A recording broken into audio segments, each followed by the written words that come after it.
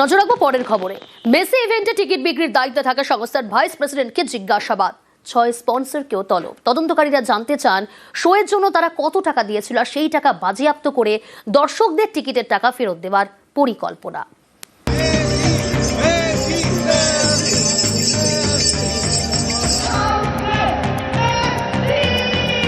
13ই December শনিবার যুব ভারতীতে ছিল হাজার হাজার দর্শকের স্বপ্ন পূরণের দিন, মেসি দর্শনের দিন। সেই মেগা শোয়েই স্বপ্নভঙ্গ, চূড়ান্ত বিশৃঙ্খলা, তাণ্ডব।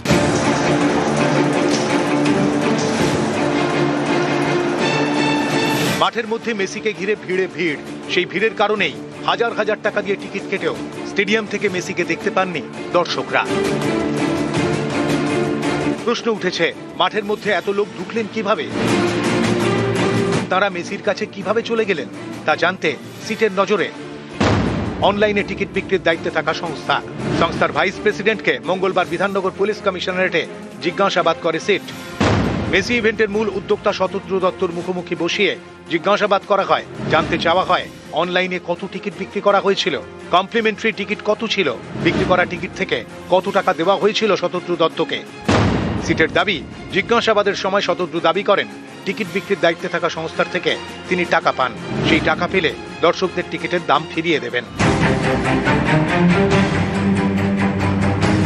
শতদ্রু দত্ত আগেই সিটকে জানিয়েছেন শোয়ের স্পন্সররা তাকে 30 কোটি টাকা দিয়েছিলেন। তদন্তকারীদের অনুমান টাকার পরিমাণ আরও বেশি, তাই মেসি শোয়ের 6টি স্পন্সরার সংস্থাকে এ সপ্তাহেই তলব করা হয়েছে।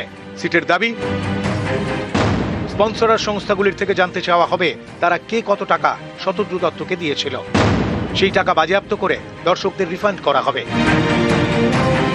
13ই ডিসেম্বর শতদ্রু দত্তকে গ্রেফতারির দিন তাঁর একটি মোবাইল ফোন বাজেয়াপ্ত করা হয়। আরও 2টি ফোন মঙ্গলবার বাজেয়াপ্ত করে পুলিশ। এই ফোনগুলি ব্যবহার করে স্পন্সরদের সঙ্গে যোগাযোগ করেছিলেন শতদ্রু, তাই যাবতীয় চ্যাট এবং কল ডিটেলস খতিয়ে দেখছেন তদন্তকারীরা। নিউজ 18 বাংলা।